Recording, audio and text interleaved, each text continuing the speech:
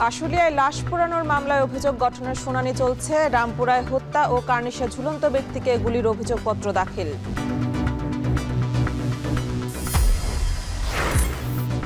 গণঅভ্যুত্থানের 1 বছর পর মর্গ থেকে আঞ্জুমান মফিদুলের 6 মরদেহ হস্তান্তর আজ। জুরাইন কবরস্থানে দাফন, পরিচয় শনাক্তের ডিএনএ সংরক্ষণ।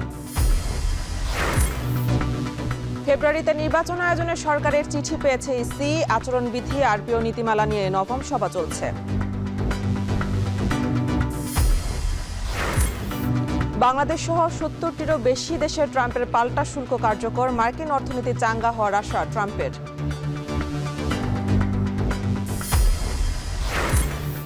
এবং 8 বছর আগেই শেষ ধারণ ক্ষমতা, তবুও ময়লা ফেলা হচ্ছে আমিনবাজার ল্যান্ডফিল্ডে। 2026 সালের আগে মিলছে না সমাধান।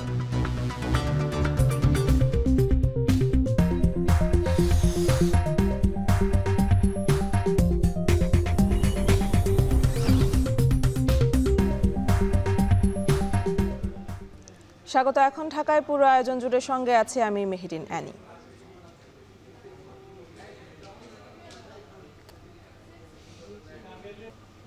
জুলাই গণঅভ্যুত্থানে আশুলিয়ায় 6 জনকে হত্যার পর মরদেহ পোড়ানোর মামলায় অভিযোগ গঠনের শুনানি চলছে।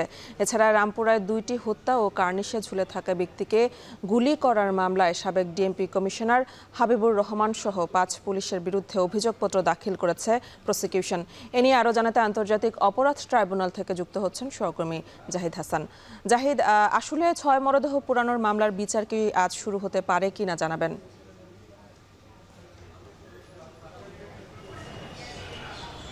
আশুলিয়ায় গুলি করে হত্যার পর 6 জনকে পোড়ানোর যেই ঘটনা, 6 মরদেহ পোড়ানোর ঘটনার মামলায় অভিযোগ গঠনের শুনানি চলছে। প্রসিকিউটর মিজানুল ইসলাম এবং প্রসিকিউটর AMH তামিম তারা শুনানি করছেন। তারা এই ঘটনার পুরো বর্ণনা আদালতের সামনে তুলে ধরেছেন এবং যেই 8 জন আসামিকে এই ঘটনায় গ্রেফতার করা হয়েছে, পুলিশের সাবেক অতিরিক্ত পুলিশ সুপার আবদুল্লাহিল কাফি, অতিরিক্ত পুলিশ সুপার শাহেদুর রহমান এবং পরিদর্শক আরাফাত হোসেন, SI আরাফাত, এরকম 8 জন পুলিশের যারা গ্রেফতার রয়েছেন তাদের কার কি ভূমিকা ছিল সেই ঘটনায় সেটি তুলে ধরা হয়েছে। একই সঙ্গে এই মামলায় যে বাকি আসামি রয়েছেন পলাতক যারা, বিশেষ করে ওই সময়ের যিনি ঢাকা 1-এর সংসদ সদস্য সাইফুল ইসলাম, যিনি স্বতন্ত্র সংসদ সদস্য ছিলেন, তার কি ভূমিকা রয়েছে, তিনি এই ঘটনার সাথে কতটা জড়িত সেই বিষয়গুলো তুলে ধরা হয়েছে। অর্থাৎ এই 6 জনকে পুড়িয়ে তাদের লাশ গায়েব করে দেওয়া এবং তাদেরকে পোড়ানোর আগে গুলি করা, এই বিষয়গুলোর ক্ষেত্রে তাদের যে ভূমিকা ছিল সেই বিষয়গুলো এই আদালতের সামনে তুলে ধরা হয়েছে এবং এই ঘটনায় তারা সবাই সংঘবদ্ধভাবেই এই 6 জনকে গুলি করে পরবর্তীতে তাদের মরদেহ পুড়িয়ে দেওয়া হয়েছে। এই বিষয়গুলো ট্রাইব্যুনালের প্রসিকিউশন পক্ষ তুলে ধরেছেন। একই সঙ্গে আরেকটি বিষয় হচ্ছে যে জুলাই আন্দোলনের সময় রামপুরায় এক ব্যক্তি আমির নামে, তিনি কার্নিশে ঝুলেছিলেন, তাকে গুলি করে নিচে ফেলে দেওয়া হয়। সেই ঘটনায় একটি মামলা হয়েছে। ওই অভিযোগের সাথে আরও 2টি হত্যার অভিযোগ আনা হয়েছে। এই অভিযোগের যে অভিযোগপত্র, যেটি ট্রাইব্যুনালের তদন্ত সংস্থা তদন্ত করেছে, সেই অভিযোগপত্র আদালতের সামনে আজকে উপস্থাপন করা হয়েছে, এটি দাখিল করা হয়েছে। পরবর্তীতে এটি আদালত আমলে নিয়ে এটি শুনানির জন্য দিন ধার্য করবেন। আজকে আশুলিয়ায় যে 6 জনকে গুলি করে মরদেহ পোড়ানোর যে ঘটনা, সেই ঘটনায় অভিযোগ গঠন হবে কি হবে না সে বিষয়ে জানা যাবে। একই সঙ্গে আজকেই অভিযোগ গঠন করে বিচার শুরু করবেন কিনা বা আরও 2-1 দিন শুনানি হবে কিনা সেটি জানার জন্য আমাদের আর কিছু সময় অপেক্ষা করতে হবে। এখন শুনানি চলছে। যারা আসামিরা, যারা এজলাসে রয়েছেন, গ্রেপ্তারকৃত আসামি, তাদের পক্ষের আইনজীবীরাও কথা বলবেন এবং পরবর্তীতে রাষ্ট্রপক্ষের আইনজীবীরা এবং আসামিপক্ষের আইনজীবীরা এই ঘটনায় কী বলতে চান সেটি আমরা জানতে পারবো এবং আদালত এ বিষয়ে আজকে কী সিদ্ধান্ত দেয় সেটির জন্য আমরা শুনানি পর্যন্ত অপেক্ষা করছি। আন্তর্জাতিক অপরাধ ট্রাইব্যুনাল থেকে যুক্ত ছিলেন সহকর্মী জাহিদ হাসান। জুলাই গণঅভ্যুত্থানের 1 বছর পর ঢাকা মেডিকেলের মর্গ থেকে 6 মরদেহ আঞ্জুমান মফিদুলে হস্তান্তর করা হচ্ছে আজ। জুরাইন কবরস্থানে তাদের দাফন করা হবে। পরিচয় শনাক্তে ডিএনএ নমুনা সংরক্ষণ করা হচ্ছে। সেখানে আছেন সহকর্মী তৌহিদুল তারেক। চলে যাচ্ছে সেখানে। তারেক, মরদেহ হস্তান্তরের প্রক্রিয়া কি শুরু হয়েছে কিনা জানাবেন, আর জুরাইন কবরস্থানে দাফন কখন হবে আজ?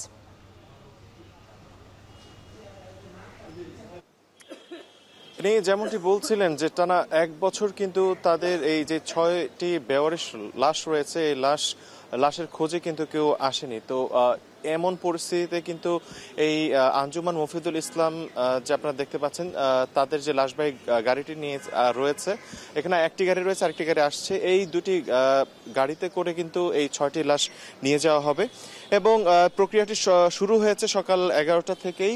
একটু আগেই 6টি লাশ আসলে যেই লাশের যে ফ্রিজটি রয়েছে সেই ফ্রিজ থেকে কিন্তু বের করে মর্গে নিয়ে যাওয়া হয়েছে। সেখানে বেশ কিছু কার্যক্রম এবং প্রক্রিয়া শেষ করে এরপরেই কিন্তু গাড়িতে তোলার কথা রয়েছে। আমি একটু জানিয়ে রাখি যে এই 6 জনের মধ্যে কারোরই কিন্তু কোনো ধরনের পরিচয় পাওয়া যায়নি, তবে আমরা জানতে পেরেছি 6 জনের মধ্যে একটি লাশ একজন নারীর এবং একজনের নাম জানা গেছে, যার নাম হচ্ছে এনামুল।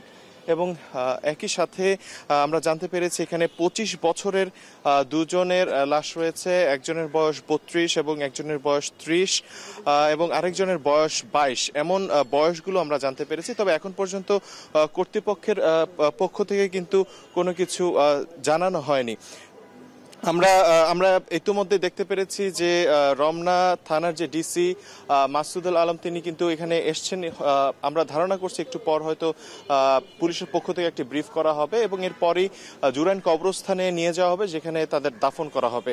এখানে যে প্রক্রিয়া রয়েছে সেই প্রক্রিয়ার কারণে কিছুটা বিলম্বিত হতে পারে বলে কিন্তু আমরা জানতে পেরেছি। এই ছিল আমার কাছে সর্বশেষ। জুলাই গণঅভ্যুত্থানে 6 বেওয়ারিশ লাশের হস্তান্তর করা হবে আজকে, সে খবরে জানাচ্ছিলেন তৌহিদুল তারেক।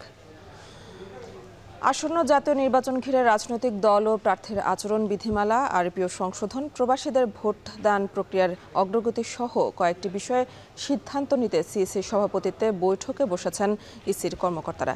ইসির নবম কমিশন সবার খোঁজ রাখছেন সহকর্মী মিয়া আমিরুল। সরাসরি যুক্ত হচ্ছি তার সাথে। আমিরুল, বৈঠকে আলোচনায় অগ্রগতির বিষয়ে কিছু জানতে পেরেছেন কিনা জানাবেন, আর আজ সীমানা নির্ধারণ চূড়ান্ত হবে কিনা?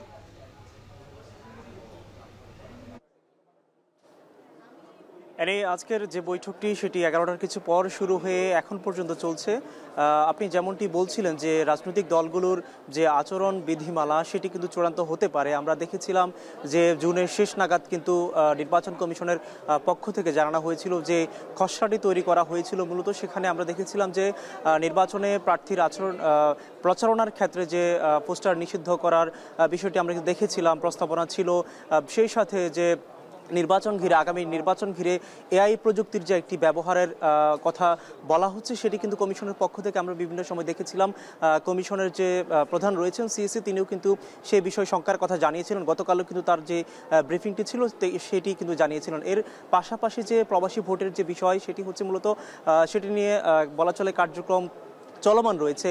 এর পাশাপাশি আপনি যেটি বলছিলেন যে আগামী নির্বাচন ঘিরে মূলত যেহেতু প্রধান উপদেষ্টার পক্ষ থেকে নির্বাচন কমিশনকে চিঠি দেওয়া হয়েছে যে তাদেরকে প্রয়োজনীয় পদক্ষেপ নেওয়ার জন্য, সেই সময়টা যদি আগামী বছরের ফেব্রুয়ারিতে হয়ে থাকে তো কমিশনের কাছে বলা চলে প্রায় 6 মাসের মতো সময় রয়েছে। এবং আজকের যে বৈঠকটি করছে মূলত কমিশন সেটি তাদের নিয়ম মাফিকে একটি কাজের অংশ হিসেবে আমরা নবম কমিশন সভা দেখতে পাচ্ছি এবং সেখানটায় মূলত আলোচনার বিষয় আজকের রাজনৈতিক দল এবং প্রার্থীর আচরণ বিধিমালা। এখানটায় যেটি ধারণা করা হচ্ছে মূলত আজকের নির্বাচনের যে প্রচারণার ক্ষেত্রে সামাজিক যোগাযোগ মাধ্যম থেকে শুরু করে বেশ কিছু মাধ্যমে যে এআই প্রযুক্তির যে একটি অপব্যবহার হচ্ছে সেটি রোধে কমিশন কি ভাবছে। আসলে আমরা দেখেছিলাম যে কমিশনের যে বিভিন্ন স্তরের কর্মকর্তা রয়েছে, আমরা তাদের সাথে কথা বলছিলাম, তারা যেটি বলছিলেন যে কমিশন এই বিষয়টি নিয়ে খুব ভালোভাবে তারা চিন্তা ভাবনা করছে।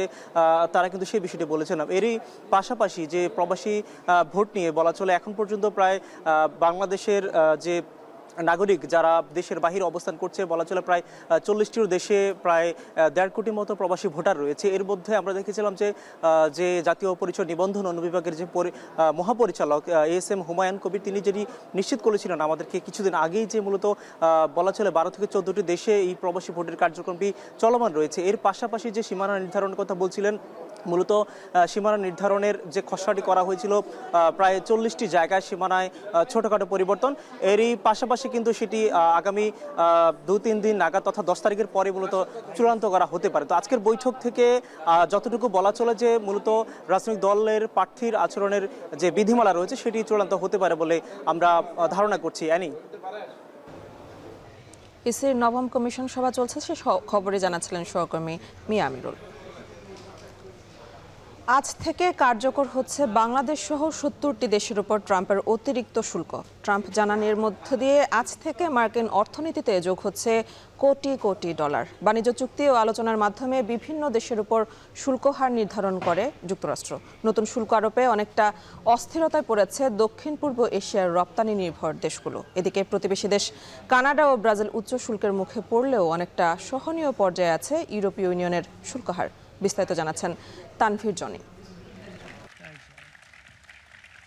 গত ২ এপ্রিল বিশ্বের শতাধিক দেশের উপর বিভিন্ন হারে অতিরিক্ত শুল্ক আরোপের ঘোষণা দেন মার্কিন প্রেসিডেন্ট ডোনাল্ড ট্রাম্প। এরপরই অস্থিরতা দেখা দেয় বিশ্ব অর্থনীতিতে। পরে ৩ মাসের জন্য এই সিদ্ধান্ত স্থগিত করে বাণিজ্য চুক্তি এবং আলোচনার মাধ্যমে সমঝোতার সুযোগ দেয় ওয়াশিংটন। ১ আগস্ট শুল্ক স্থগিতের সময়সীমা শেষ হওয়ার আগেই বেশ কিছু দেশ পারস্পরিক আলোচনার মাধ্যমে সমঝোতায় পৌঁছায়। আফগানিস্তানের উপর সর্বনিম্ন ১৫ এবং সিরিয়ার উপর সর্বোচ্চ ৪১% পর্যন্ত শুল্ক ধার্য করে যুক্তরাষ্ট্র। এছাড়া মার্কিন বাণিজ্যিক অংশীদার বিশেষ করে ভারত বাদে এশিয়ার প্রায় সব দেশের উপরই আরোপিত শুল্ক হার কমিয়েছে ট্রাম্প প্রশাসন। বাণিজ্য আলোচনার মাধ্যমে বাংলাদেশ তাদের উপর আরোপিত শুল্ক হার ৩৫ থেকে কমিয়ে ২০% নামিয়ে আনতে সক্ষম হয়। যুক্তরাষ্ট্রের পোশাক খাতের অন্যতম বড় যোগানদাতা বাংলাদেশ। শীর্ষস্থানে থাকা চীনের পরই বাংলাদেশ সবচেয়ে বেশি পোশাক রপ্তানি করে যুক্তরাষ্ট্রে। প্রতিযোগী দেশগুলোর তুলনায় শুল্ক হার উল্লেখযোগ্য পরিমাণে কম হওয়ায় অনেকটা স্বস্তিতে আছে বাংলাদেশের তৈরি পোশাক খাত। অন্যদিকে একের পর এক করের বোঝাই নাস্তানাবুদ ভারত। একদিনের ব্যবধানে তাদের ঘাড়ে চেপেছে অতিরিক্ত আরও ২৫% শুল্ক। মোট ৫০% শুল্কের বোঝায় অস্থিরতা আরও বেড়েছে দেশটির পোশাক খাতসহ বিভিন্ন রপ্তানি পণ্যের বাজারে। আলোচনার সুযোগ রেখে যা কার্যকর হবে ২৭ আগস্ট থেকে। যদিও দীর্ঘদিন ধরেই যুক্তরাষ্ট্রে বাংলাদেশের পোশাকের বাজার ধরার চেষ্টাই ছিল ভারত। এদিকে ১৯% শুল্ক আরোপকে স্বাগত জানিয়েছে পাকিস্তান। এখন যুক্তরাষ্ট্রে পোশাক রপ্তানিতে তাদের মূল প্রতিদ্বন্দ্বী হয়ে দাঁড়িয়েছে বাংলাদেশ। এই খাতের সংশ্লিষ্ট ব্যক্তিরা বলছেন, বাংলাদেশের তুলনায় পাকিস্তানের শুল্ক হার ১% কম হলেও উৎপাদন খরচ ও অন্যান্য সুযোগ সুবিধার দিকে অনেকটা এগিয়ে বাংলাদেশ। তাই ঢাকার সঙ্গে প্রতিযোগিতায় টিকতে হলে আরও বেশি সরকারি সহায়তা প্রয়োজন পাকিস্তানের ব্যবসায়ীদের।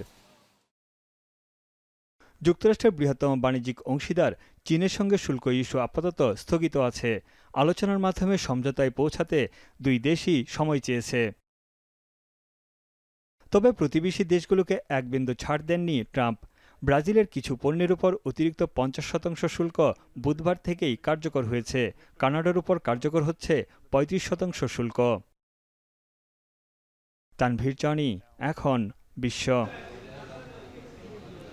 রাশিয়ার জ্বালানি তেল কেনায় ভারতের উপর ২৫% বাড়িয়ে ৫০% শুল্ক আরোপকে অন্যায্য ও অযৌক্তিক বলে অভিহিত করেছে ভারত। বুধবার এক নির্বাহী আদেশে ভারতীয় পণ্যের উপর অতিরিক্ত এই শুল্ক আরোপের ঘোষণা দেন মার্কিন প্রেসিডেন্ট ডোনাল্ড ট্রাম্প। যুক্তরাষ্ট্রের সঙ্গে এমন টানাপোড়েনের মধ্যে চলতি মাসের শেষে চীন সফরে যাচ্ছেন নরেন্দ্র মোদী। এ নিয়ে আরও জানাচ্ছেন তৌহিদুর রহমান। মার্কিন শুল্ক ঝড় মোকাবিলায় বাংলাদেশ সহ দক্ষিণ এশিয়ার অন্যান্য দেশের চেয়েও আরও এক ধাপ পিছিয়ে পড়ল ভারত। ওয়াশিংটনের হুমকি উপেক্ষা করে রাশিয়ার জ্বালানি তেল কেনা অব্যাহত রাখায় শাস্তি হিসেবে নয়াদিল্লির উপর আরও ২৫% শুল্ক যোগ করে নির্বাহী আদেশে সই করলেন ডোনাল্ড ট্রাম্প। এতে করে ভারতীয় পণ্যে অতিরিক্ত ৫০% শুল্কের বোঝা চাপল। আগের গড় শুল্ক হার ৫ থেকে ১০%-এর সাথে এখন ভারতীয় পণ্যে যুক্ত হবে ৫০%। রুশ তেল কেনা বন্ধ না করায় ইউক্রেন যুদ্ধে ভারত ইন্ধন যোগাচ্ছে বলে আগে থেকে অভিযোগ করে আসছিলেন ট্রাম্প। মঙ্গলবার ২৪ ঘণ্টার আলটিমেটামও দিয়েছিলেন। এরপরও বিষয়টি আমলে নেননি নরেন্দ্র মোদী। অবশেষে চরম পর্যায়ে পৌঁছাল ওয়াশিংটন নয়াদিল্লি বাণিজ্য উত্তেজনা। এবার যোগ করা নতুন ২৫% শুল্ক ২১ দিন পর ২৭ আগস্ট কার্যকর হবে বলে জানিয়েছে হোয়াইট হাউস। এছাড়া সিদ্ধান্তটি এমন এক সময় আসলো যখন ইউক্রেনে শান্তি প্রতিষ্ঠায় সম্মত হতে রাশিয়াকে চাপ দেওয়ার লক্ষ্যে মস্কোতে অবস্থান করছেন ট্রাম্পের বিশেষ দূত স্টিভ উইটকফ। ইতিমধ্যে যুদ্ধবিরতির বিষয়ে পুতিনের সঙ্গে বৈঠকও করেছেন উইটকফ। এদিকে ট্রাম্পের অতিরিক্ত শুল্ক আরোপের ঘোষণায় কড়া প্রতিক্রিয়াও জানিয়েছে ভারত সরকার। এই শুল্ককে অন্যায্য ও অযৌক্তিক বলে অভিহিত করেছে দেশটি। সেই সঙ্গে জাতীয় স্বার্থ রক্ষায় যথাযথ পদক্ষেপ নেওয়ার কথাও জানিয়েছে। আর ভারতের বাণিজ্য বিশেষজ্ঞরা দাবি করছেন, ভূ রাজনীতি বা জোটবদ্ধ হওয়ার কোনো কারণে নয়, কেবল অর্থনীতির স্বার্থে রাশিয়ার কাছ থেকে কম দামে তেল কিনছে New Delhi. Both public sector companies and private sector companies, because Russia offers very good economics discount. That's the only reason. That's not dictated by the government of India, or there is no such policy on the part of the government of India. So I think it's no love for Russia. It's economics. এদিকে রাশিয়ার জ্বালানি তেল কিনছে চীনও, তবুও তাদের সঙ্গে বাণিজ্য আলোচনা চলমান রয়েছে। এমন পরিস্থিতিতে নতুন করে বাড়তি শুল্ক চাপিয়ে দেয়ায় যুক্তরাষ্ট্র ভারত সম্পর্কের সবচেয়ে সংকটের মুখোমুখি হচ্ছে বলে শঙ্কা প্রকট হচ্ছে। তৌহিদুর রহমান, এখন বিশ্ব। 2017 সালেই শেষ হয়েছে আমিনবাজার ল্যান্ডফিলের বর্জ্য ব্যবস্থাপনা কার্যক্রমের ধারণ ক্ষমতা, কিন্তু 8 বছর পার হলেও এখনও সেখানে বর্জ্য ফেলছে ঢাকা উত্তর সিটি কর্পোরেশন। এই ল্যান্ডফিলে বর্জ্যের উচ্চতা 30 ফুট পর্যন্ত থাকার কথা থাকলেও এখন সেখানে বর্জ্য ফেলা হচ্ছে 90 ফুট উচ্চতায়। এতে একদিকে যেমন বর্জ্যের গাড়ি চালকরা দুর্ঘটনার শিকার হচ্ছেন, অন্যদিকে অতিরিক্ত বর্জ্যে হুমকির মুখে চারপাশের পরিবেশ। শম্পা বিশ্বাস জানাচ্ছেন বিস্তারিত।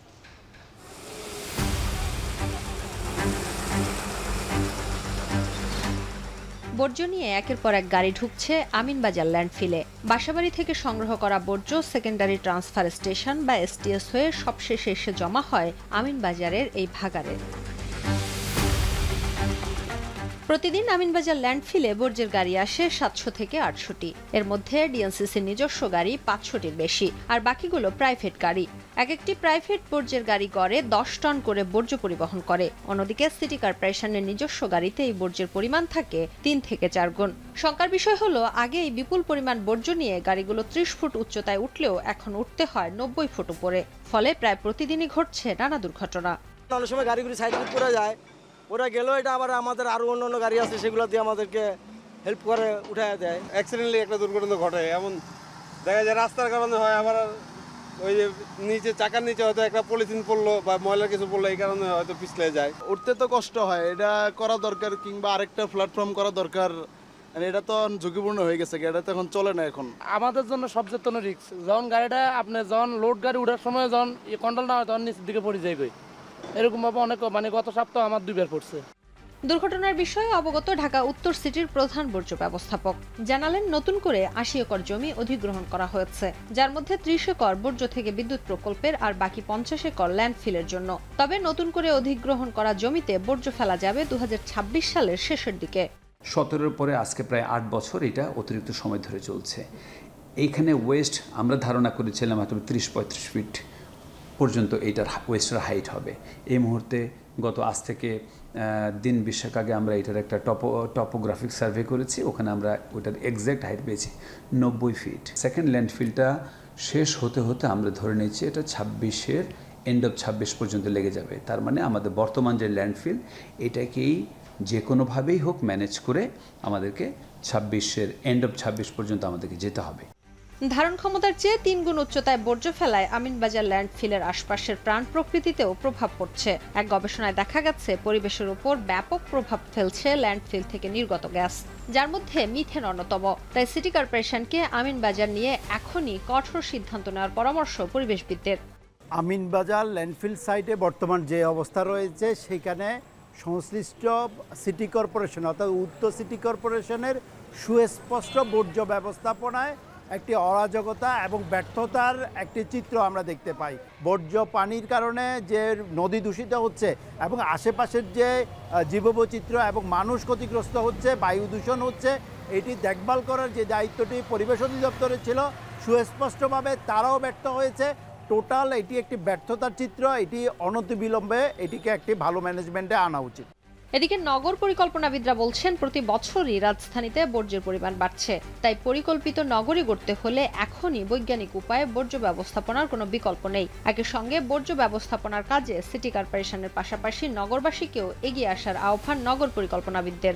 এত বড় একটা ক্যাপিটাল সিটিতে আমরা যখন বসবাস করি, তার অবশ্যই এখানে একটা বিজ্ঞান ভিত্তিক ওয়েস্ট ম্যানেজমেন্ট থাকা উচিত, যার খুবই আংশিক একটা বিষয় এখানে আছে, শুধুমাত্র সংগ্রহ করে এবং পরিবহন করে। এই দুটো ঠিক আছে, কিন্তু সর্টিং, রিসাইক্লিং এবং ডিসপোজাল এটার কোনোটাই সঠিকভাবে হচ্ছে না। এটাই হচ্ছে আমাদের সবচাইতে বড় সমস্যা।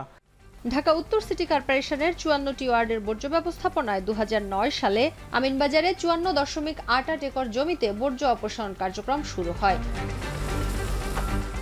আমিনবাজার ল্যান্ডফিলে বর্জ্য ফেলার মেয়াদ শেষ হয় 2017 সালে, কিন্তু এখনও এই ল্যান্ডফিলে বর্জ্য ফেলা হচ্ছে।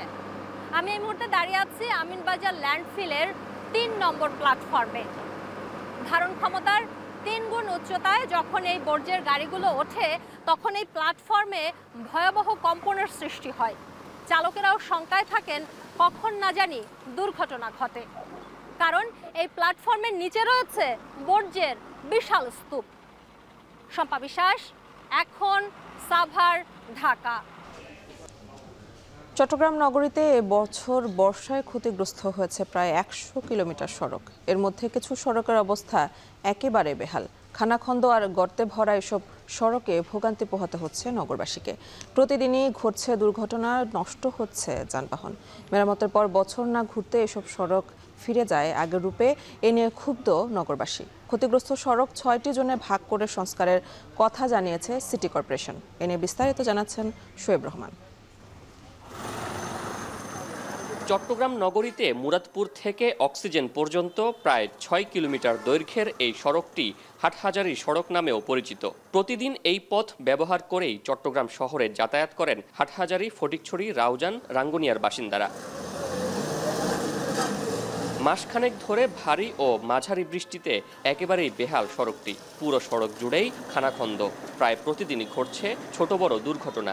একটু বৃষ্টি হইলেই পানি জমে যায়, জমলে রিক্সা কোন গাড়ি কোন প্রাইভেট কোন সব অ্যাক্সিডেন্টে পড়ে যায়। ছোট গাথা যদি আমি ভরাই ওটা পানিতে নিয়ে চলে যাবে, কারণ রাস্তা প্রথমে পুরো অ্যাক্সিডেন্ট করলে পুরোটাই থাকবে। এখানে একটু বৃষ্টি হলে পানি টানি ওইটা পুরো রাস্তা নালা টালা পুরো জাম হয়ে থাকে, পানি সরতে পারে না। 2 নম্বর ভিটামিন দিয়ে পিচ দিয়ে কাজ করে, যার কারণে এরা রাস্তার টেম্পার ঠিক নাই, যার কারণে 6 মাসের মধ্যে রাস্তা আবার গর্ত হয়ে যায়। বৃষ্টিতে ভেঙে গেছে, এগুলো যদি ঠিক করা হইতো তাহলে সুন্দরভাবে আমরা চলতে পারতাম, আমাদের ভোগান্তি হইতো না। নগরীতে বাণিজ্যিকভাবে আরেকটি গুরুত্বপূর্ণ সড়ক স্ট্যান্ড রোড। সদরঘাট থেকে এই সড়ক মিলিত হয়েছে বারিক বিল্ডিং মোড়ে। 1.5 কিলোমিটারের কম দৈর্ঘ্যের এই সড়কটির পাশেই রয়েছে ছোট বড় 22টি ঘাট। আমদানি করা লোহার স্ক্র্যাপ, ভোগ্যপণ্য, পাথর, ক্লিংকার সহ বিভিন্ন পণ্য ট্রাক, কাভার্ড ভ্যান কিংবা লরিতে করে পরিবহন করা হয় এসব ঘাট থেকে। কিন্তু গর্তের কারণে পণ্য পরিবহনে তৈরি হয়েছে মারাত্মক ঝুঁকি। আমরা কি পরিস্থিতি আছি, কি কষ্টতে আছি, এটা বলার ভাষা মানে খুঁজে পাচ্ছি না। বিগত 10-15 বছর আমি কখনো ভালো দেখি নাই। পানি জমে থাকার রাস্তা ভাঙার কারণে আধা ঘন্টার পর 1-1.5 ঘন্টা লাগে। আমাদের তখন ইনকামও কমে যায়। যখন পানি উঠে তখন গাড়ি উল্টে গিয়ে অনেক ক্ষয়ক্ষতি হয় এবং মানুষ আহত এবং নিহত হয়। সম্প্রতি বৃষ্টিতে ক্ষতিগ্রস্ত হয়েছে এমন সড়কের সংখ্যা অন্তত 40টি। ক্ষতিগ্রস্ত সড়কগুলো 6টি জোনে ভাগ করে দ্রুত সংস্কারের আশ্বাস দিয়েছে সিটি কর্পোরেশন। অলরেডি 6টা জোনে 6টা এক্সিকিউটিভ ইঞ্জিনিয়ারকে দায়িত্ব দিয়েছে, তারা সেখানে কাজ শুরু করছে। এখানে একটা জিনিস সমস্যা হয় কি, যেটা যে অতিরিক্ত ভারী বর্ষণ হলে অনেক সময় কাজ করতে পারে না, কারণ এখানে যে বিটুমিন তারপর অন্য যে ম্যাটেরিয়ালসগুলো দিতে হয় সেগুলো যদি সরে যায় তাহলে আর কাজের কোনো কিন্তু কোয়ালিটেটিভ যে স্টেজটা সেটা আমরা পাই না। সড়ক সংস্কারে গেল 8 বছরে 6টি প্রকল্পের আওতায় 2,500 কোটি টাকার বেশি খরচ করেছে চট্টগ্রাম সিটি কর্পোরেশন। কিন্তু সংস্কারের পর সামান্য বৃষ্টি কিংবা বছর না ঘুরতেই সেগুলো আবারও ফিরে গেছে আগের দশায়, যেখানে বিশেষজ্ঞদের হিসাবে পরিকল্পিতভাবে একটি সড়ক সংস্কার করা হলে সেটি অন্তত 10 বছর টিকে থাকার কথা। শোয়েব রহমান, এখন, চট্টগ্রাম। এদিকে চট্টগ্রাম নগরীর অক্সিজেন মোড়ের মূল সড়কের একটি ব্রিজের একাংশ ধসে পড়েছে, ফলে এক পাশ দিয়ে চলছে যানবাহন, যাতে সড়কে তৈরি হয়েছে যানজট ও ভোগান্তি। এ নিয়ে জানাতে অক্সিজেন মোড় থেকে যুক্ত হচ্ছেন সহকর্মী কাজী মাহফুজ। মাহফুজ, আপনি জানাবেন হঠাৎ আসলে সড়ক ধসে পড়ার কারণ কি বলছে, আর চলাচলকারীদের ভোগান্তি নিয়ে জানাবেন।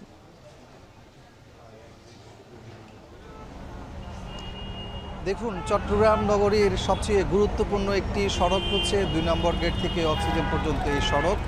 এই সড়কের স্টারশিপ অংশে শীতল ঝর্ণা খালের উপরেই এই ব্রিজটি নির্মাণ করা হয় 1980 সালে। 80 সালে নির্মাণ করার পর এর নকশায় কোনো ধরনের আর পরিবর্তন করা হয়নি। এর মধ্যে আপনি জানেন যে চট্টগ্রামের জলাবদ্ধতা নিরসনের জন্য মেগা প্রকল্পের কাজ চলছে। সেই মেগা প্রকল্পে শীতল ঝর্ণার খালের সম্প্রসারণ করা হলেও এই ব্রিজটি কিন্তু আর সম্প্রসারণ করা হয়নি, যার কারণে খাল বড় হয়েছে, ব্রিজটি ছোট রয়ে গেছে, যার ফলে গতকাল মধ্যরাত থেকে যে চট্টগ্রামে টানা বৃষ্টি হয়েছে সেই বৃষ্টির পানির তোড়েই মূলত এই ব্রিজটি ভেঙে পড়েছে। এই ব্রিজের একাংশ একেবারেই ধসে পড়েছে, যার কারণে ওই ধসে পড়া অংশে যান চলাচল বন্ধ হয়ে গেছে।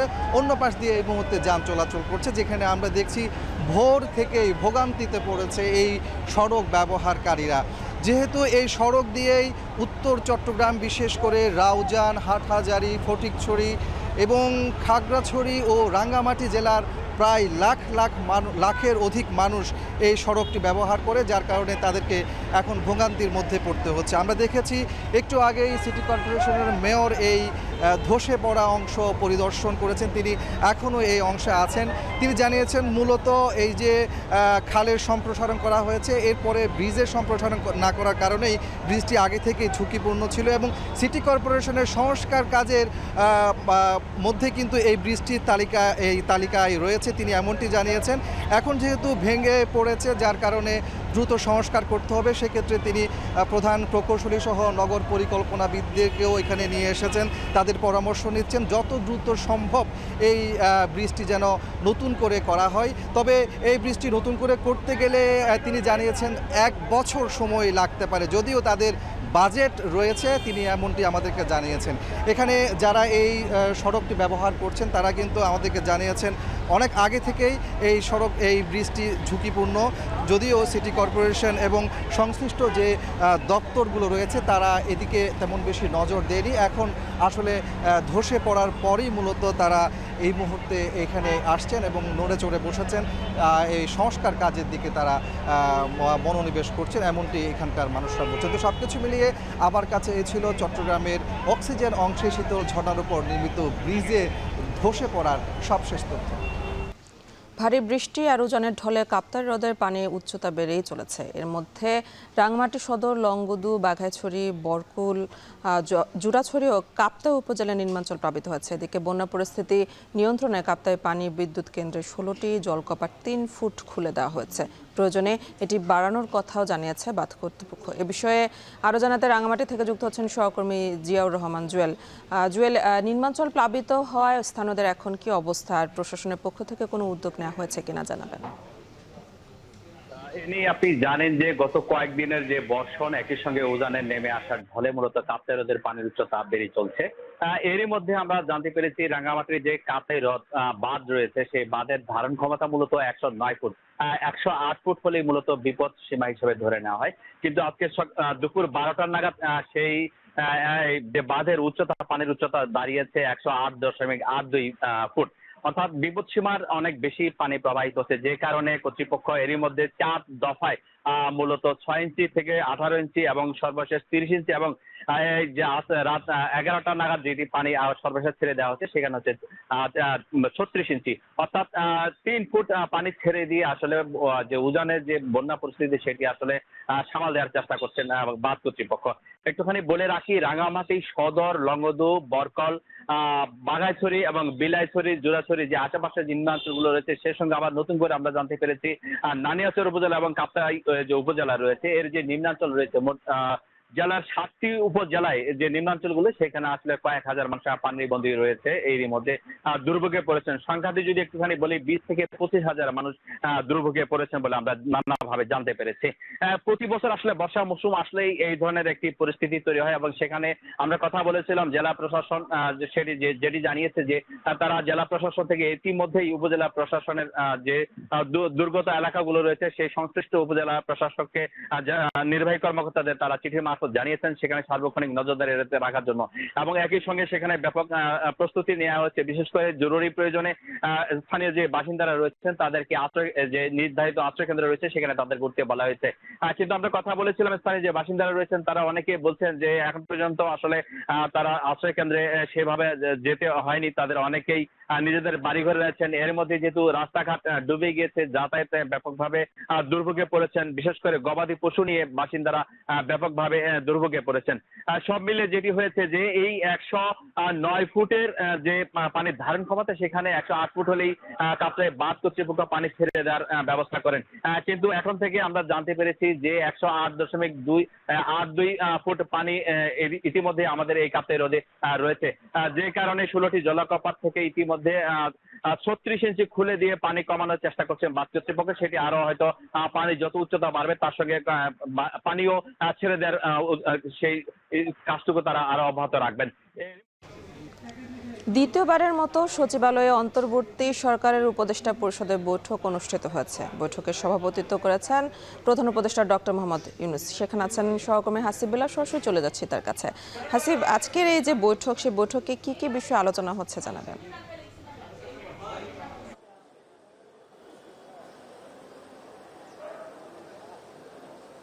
মূলত প্রধান উপদেষ্টা এই সচিবালয়ে এসে প্রবেশ করেন 10:20 দিকে এবং 10:30 বৈঠক শুরু হয় এবং বৈঠকটি এখন 12:30 বাজে। প্রায় 2.5 ঘন্টা বৈঠক হচ্ছে এবং এই বৈঠকে মূলত এই সরকার পরিচালনার বিভিন্ন বিষয় নিয়ে তিনি বৈঠক করছেন। বিশেষ করে উপদেষ্টা পরিষদের এজেন্ডা এখন পর্যন্ত আমরা জানতে পারিনি, কিছুক্ষণ পরে ব্রিফিংয়ে বাকি বিষয়গুলো জানানো হবে। এছাড়া তিনি উপদেষ্টা পরিষদের সদস্যদের সঙ্গে যেমন বৈঠক করেছেন এবং একসঙ্গে এই সচিবালয়ের বিভিন্ন মন্ত্রণালয়ের সিনিয়র সচিব যারা আছেন তাদের সঙ্গেও বৈঠক করবেন, এমনটি আমরা জানতে পেরেছি।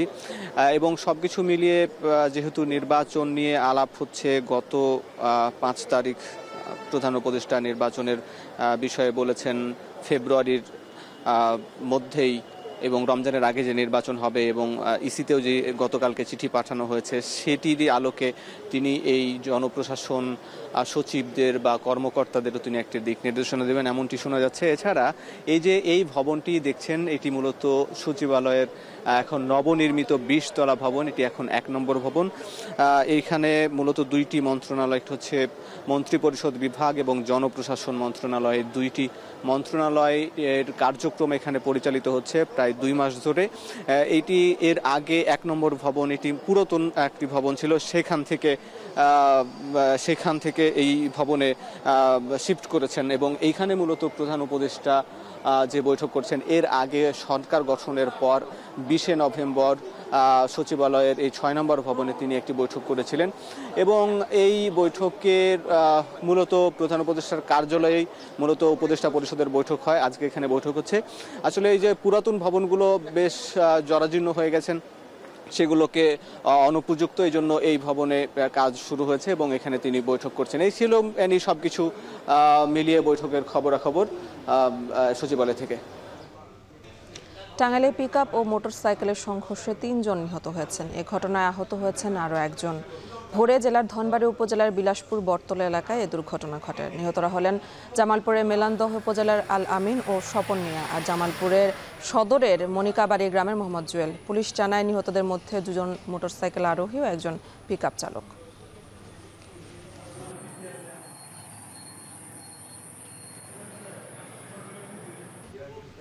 পার্বত্য চট্টগ্রামে প্রকৃতির অপার সৌন্দর্য বিবর্ণ হয় আঞ্চলিক সশস্ত্র গোষ্ঠীগুলোর তৎপরতায়। আধিপত্য বিস্তারকে কেন্দ্র করে প্রায়ই ঘটে গোলাগুলির ঘটনা। খাগড়াছড়ি আইনশৃঙ্খলা বাহিনীর তথ্যমতে এই সকল এলাকায় ব্যবহার করা হচ্ছে অবৈধ সব আধুনিক অস্ত্র। আর এতে গেল 1 বছরের সশস্ত্র দলগুলোর সংঘর্ষে নিহত হয়েছেন অন্তত 45 জন। এছাড়াও অনেকেই স্বপ্ন দেখেন 3 পার্বত্য জেলা নিয়ে স্বাধীন যুম্মল্যান্ড প্রতিষ্ঠার। খাগড়াছড়ি ঘুরে আহাদ আহমেদের ক্যামেরায় বিস্তারিত জানাচ্ছেন সিউল।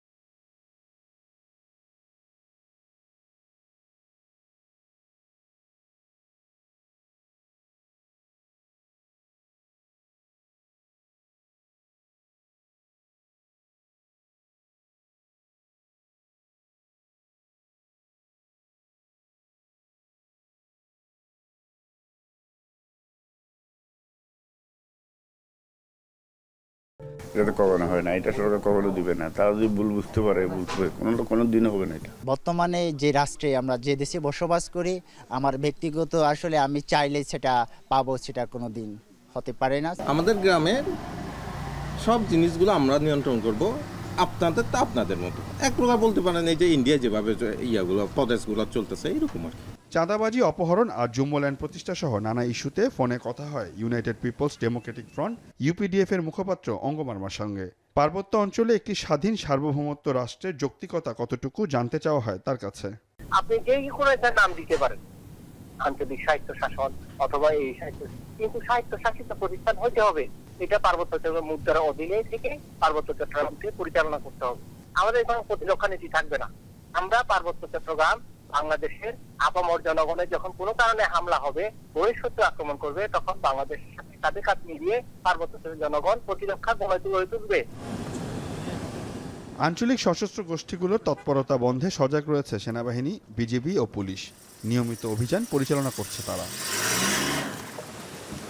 সন্ত্রাসী কার্যক্রম পরিচালনার জন্য প্রয়োজন হয় বিপুল পরিমাণ অর্থের, আর এই অর্থ যোগানের অন্যতম উৎস পার্বত্য চট্টগ্রামে সেবাদাতা মোবাইল অপারেটরগুলো। একই সাথে ঘটছে অপহরণ করে মুক্তিপণ চাওয়ার ঘটনা, আর এসব কর্মকাণ্ডে বিরক্ত এলাকাবাসী। গত 4-5 দিন মানে আমরা একবার পাই নাই না দাদা, একদিকে নালাম মাটিরাঙ্গা, খাগড়াছড়ি, একবারে ওই যে বুইমারা, সবগুলা টাওয়ারে গেন্দাম হয়েছে। সশস্ত্র সংগঠনগুলো দৌড়াতে পার্বত্য জেলাগুলোতে প্রতিনিয়তই কমছে পর্যটক, ক্ষতির মুখে পড়ছে সম্ভাবনাময় পর্যটন শিল্প।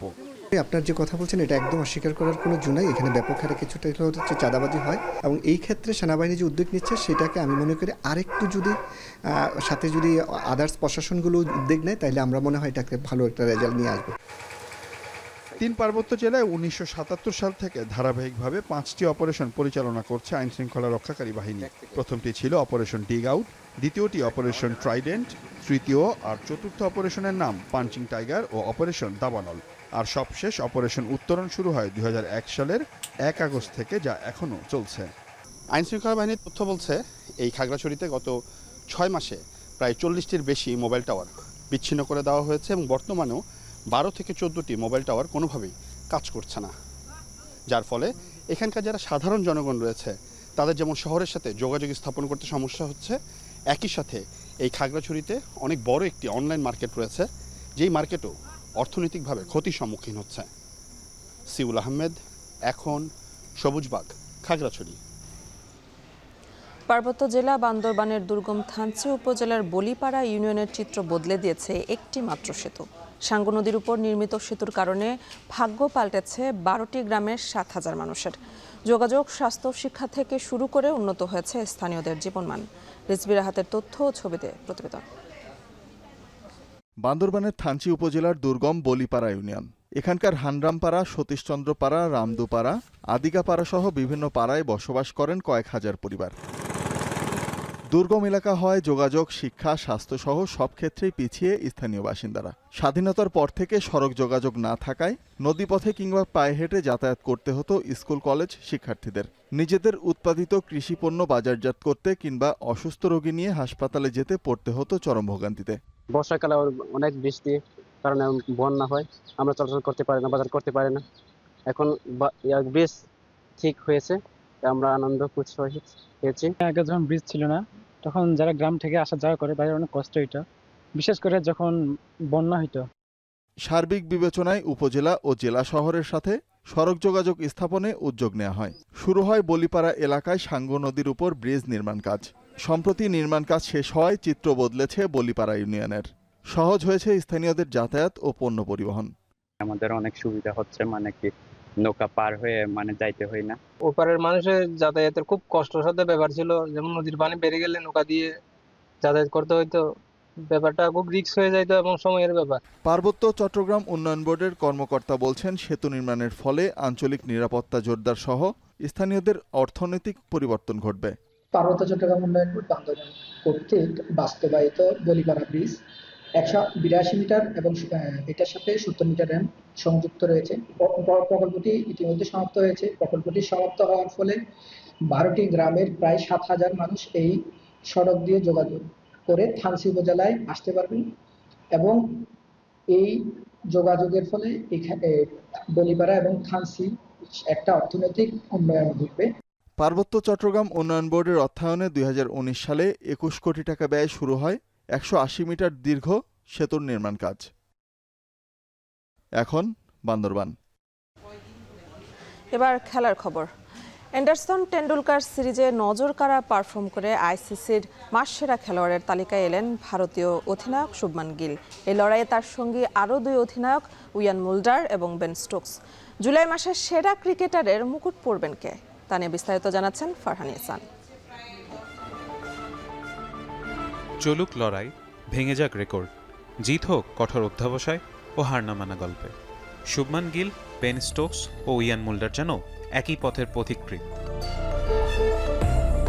ইংল্যান্ডের বিরুদ্ধে টেস্ট সিরিজে 754 রান করে সবার উপরে ভারতীয় অধিনায়ক শুভমান গিল। জুলাই মাসে টেস্টে 567 রান করেছেন গিল, গড় 94.50। এই মাসেই এক টেস্টে বিশ্বের দ্বিতীয় ক্রিকেটার হিসেবে 400-র বেশি রান করেছেন। রয়েছে 269 রানের ইনিংসও। এমন পারফরমেন্সে জুলাই মাসের সেরা ক্রিকেটারের পুরস্কারের অন্যতম দাবিদার ভারতীয় অধিনায়ক। এই পুরস্কারের জন্য আইসিসির মনোনয়ন পেয়েছেন দক্ষিণ আফ্রিকান অধিনায়ক ইয়ান মুল্ডার। জিম্বাবুয়ের বিপক্ষে 367 রানের হার না মানা ইনিংসের জন্য লড়াই আছেন তিনি। জুলাই মাসে টেস্টে দক্ষিণ আফ্রিকার অধিনায়ক 265.50 করে করেছেন 531 রান। পাশাপাশি বল হাতে নিয়েছেন 7 উইকেট। ইংলিশ অধিনায়ক বেন স্টোকস জুলাই মাসে টেস্টে 50.20 করে করেছেন 251 রান। বল হাতেও 26.33 গড়ে নিয়েছেন 12 উইকেট। 141 রানের ইনিংস খেলার পাশাপাশি ইনিংসে 5 উইকেটও নিয়েছেন। পুরো সিরিজেই নেতৃত্ব দিয়েছেন সামনে থেকে। আইসিসির মাসসেরা হবার অন্যতম দাবিদার তিনিও। ফারহান ইহসান, এখন। শেষ করবো এখন ঢাকা, তবে তার আগে শিরোনামগুলো আরো একবার। আশুলিয়ায় লাশ পোড়ানোর মামলায় অভিযোগ গঠনের রাষ্ট্রপক্ষের শুনানি শেষ। রামপুরায় হত্যা ও কার্নিশে ঝুলন্ত ব্যক্তিকে গুলির অভিযোগপত্র দাখিল। গণঅভ্যুত্থানের 1 বছর পর মর্গ থেকে আঞ্জুমান মফিদুলের 6 মরদেহ হস্তান্তর। জুরাইন কবরস্থানে দাফন, পরিচয় শনাক্তে ডিএনএ সংরক্ষণ। ফেব্রুয়ারিতে নির্বাচন আয়োজনে সরকারের চিঠি পেয়েছে ইসি। আচরণবিধি, আরপিও নীতিমালা নিয়ে নবম সভা চলছে।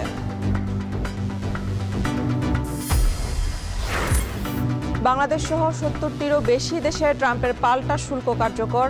মার্কিন অর্থনীতি চাঙ্গা হওয়ার আশা ট্রাম্পের। এবং 8 বছর আগে শেষ ধারণ ক্ষমতা, তবু ময়লা ফেলা হচ্ছে আমিনবাজার ল্যান্ডফিল্ডে। 2026 সালের আগে মিলছে না সমাধান।